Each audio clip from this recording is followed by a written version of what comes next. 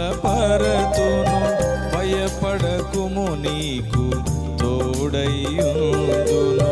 దిగులు చెందకు, నిన్ను బలపరతును అని వాగ్దానము చేసిన దేవా, ధైర్యమునిచ్చి నడిపిన ప్రభువా, అని వాగ్దానము చేసిన దేవా, ధైర్యమునిచ్చి నడిపిన ప్రభువా, బలవంతుడైన దేవా, శక్తిమంతుడా యేసయ్యా.